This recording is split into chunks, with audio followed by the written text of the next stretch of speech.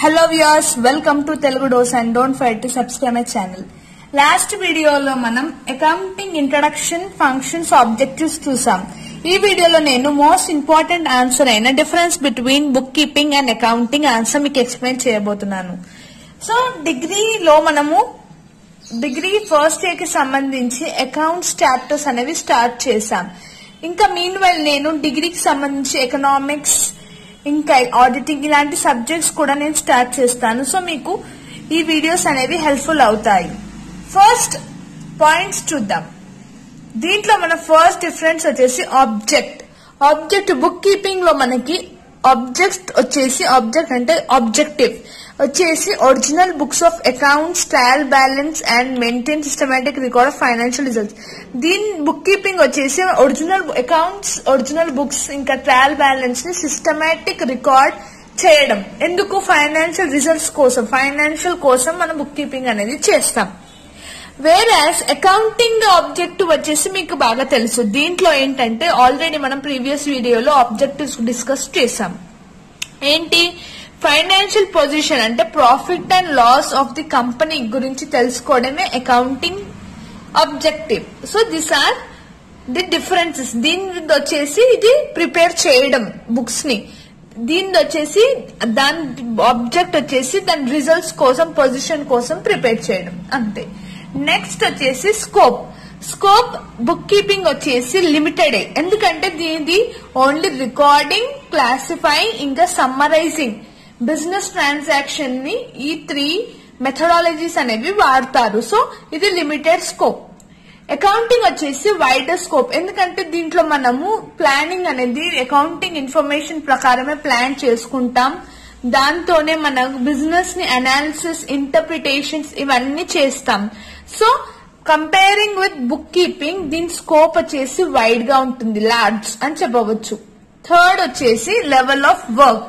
So book keeping level work ఎట్లుంటుంది? Clerical work నుంచి lower level of management. ఎందుకంటే కిందే మేనేజ్మెంట్ ప్రిపేర్ చేస్తేనే మనము అకౌంటింగ్ స్టేట్మెంట్స్ అనేవి, అకౌంటింగ్ ప్రిన్సిపల్స్ అనేవి వాడి కన్వర్ట్ చేయవచ్చు. సో దీని స్కోప్ వచ్చేసి లెవెల్ వచ్చేసి క్లరికల్ వర్క్ నుంచే ఉంటుంది. బట్ వేరే అకౌంటింగ్ లో వచ్చేసి మేనేజ్మెంట్ నుంచి అందరూ వర్క్ చేయాలి. ఎందుకంటే దీంట్లోనే మనకి ఫైనల్ అకౌంట్ అనేది ప్రిపేర్ చేస్తాం. అదొక last and important account of financial accounting business కి కూడా. సో వీళ్ళందరూ కన్సర్న్ అయి ఉంటారు. లైక్ లో లెవెల్ క్లర్క్స్ కానీ, మీడియం కానీ, టాప్ లెవెల్ కానీ వీళ్ళందరూ ఇన్వాల్వ్ అవుతారు.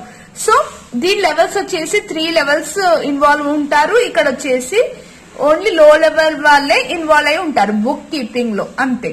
So this is the differences అని చెప్పవచ్చు. Next mutual dependence.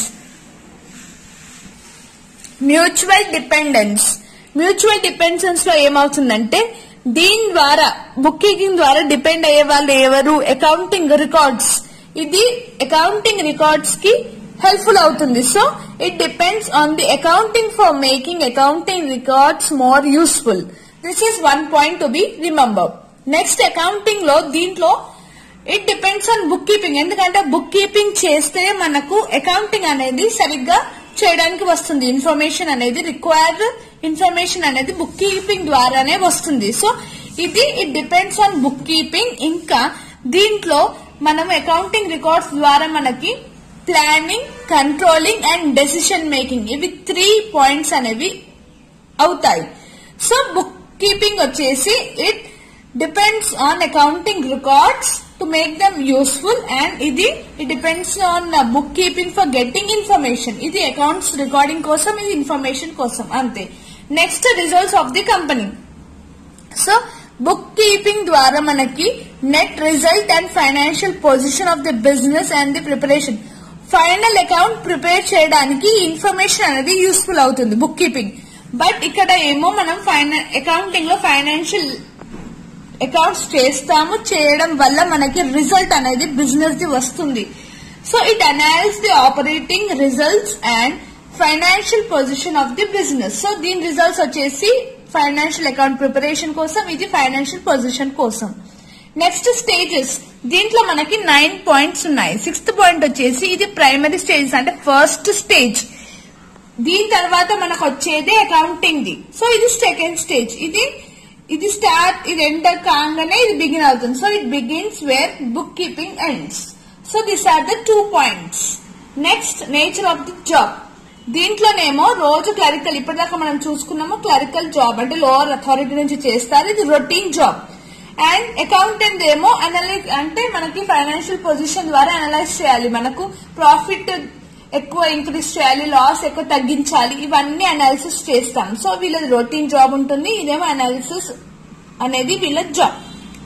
Next knowledge required. So ఇప్పుడు మనము బుక్ కీపింగ్ కి ఇంకా అకౌంట్స్ కి కావాల్సిన నాలెడ్జ్ ఏంటో చూద్దాం. The book keeping is not required to have higher level of knowledge then, ఎందుకంటే దీంట్లోనేమో అనాలిసిస్ చేసి మనం ఒక ప్రాపర్ డెసిషన్ తీసుకోవాలి. సో వీళ్ళకి హైయర్ నాలెడ్జ్ ఇంపార్టెంట్. వీళ్ళకి ఓన్లీ రికార్డింగ్, ఎక్కడ ట్రాన్సాక్షన్స్ ఉన్నాయో ప్రాపర్ బుక్ కీపింగ్ చేయాలి, బుక్ లో రికార్డ్స్ చేసుకోవాలి. సో నాలెడ్జ్ అనేది ఎక్కువ అవసరం లేదు బుక్ కీపింగ్ లో. సో వేరస్ అకౌంటింగ్ లో we require high level of knowledge then compare with book keeping, వీళ్ళు దానికన్నా ఎక్కువగా ఉండాలి. లాస్ట్ పాయింట్ వచ్చేసి staff for performing work. So దీంట్లోనేమో జూనియర్ స్టాఫ్ అనేది రిక్వైర్ అవుతారు, దీంట్లోనేమో సీనియర్ స్టాఫ్, ఎందుకంటే మనము వీళ్ళు చేసే వర్క్ అనేది చూసాం. సో క్లరికల్ లెవెల్ కాబట్టి జూనియర్ స్టాఫ్, ఇక్కడనేమో హైయర్ అథారిటీ ఇన్వాల్వ్ అవుతుంది కాబట్టి సీనియర్ స్టాఫ్. ఓకేనా? ఈ answer exam point of view లో ఇంపార్టెంట్. ఫస్ట్ మీరు ఒకవేళ డిఫరెన్స్ అడిగితే first book keeping and heading పెట్టి దాని గురించి 2 points రాయండి. తర్వాత అకౌంటింగ్ అండ్ హెడ్డింగ్ పెట్టి దాని గురించి డెఫినేషన్ రాయండి. రాసినాక డిఫరెన్సెస్ రాస్తే మీకు ఫుల్ మార్క్స్ స్కోర్ చేయగలుగుతారు. ఎప్పుడైనా గుర్తు పెట్టుకోండి, డిఫరెన్స్ రాస్తే డైరెక్ట్ డిఫరెన్స్ రాయొద్దు. దీని డెఫినేషన్ ఒక 2 points ఫస్ట్, దీని అకౌంటింగ్ 2 points తర్వాత డిఫరెన్సెస్ రాస్తే మీకు మార్క్స్ అనేవి స్కోర్ చేసుకుంటారు. సో నెక్స్ట్ వీడియోస్ లో మనకి మోస్ట్ ఇంపార్టెంట్ ఆన్సర్స్ అయిన advantages, disadvantages, you know that is limitations, ఇంకా మనకి అకౌంటింగ్ లో మనం ఏ టర్మ్స్ యూజ్ చేస్తాం, డెబ్టార్, క్రెడిటార్, క్యాపిటల్, ఇవన్నిటికి సంబంధించి అకౌంటింగ్ ఈక్వేషన్, వీటన్ని థియరీ అనేవి నేను కవర్ చేస్తాను నెక్స్ట్ వీడియోలో. తర్వాత మీకు ప్రాబ్లమ్స్ అనేవి స్టార్ట్ అయ్యాయి, జర్నల్ ఎంట్రీస్ కానీ, లెడ్జర్ కానీ, ట్రయల్ బ్యాలెన్స్, ఇలాంటి ప్రాబ్లమ్స్ అనేవి ఉన్నాయి. So I'm going to start the problems. మీకు ఏ డౌట్ ఉన్నా కింద కమెంట్ చేయండి. So thank you for watching this video and don't forget to subscribe and share the videos to your friends.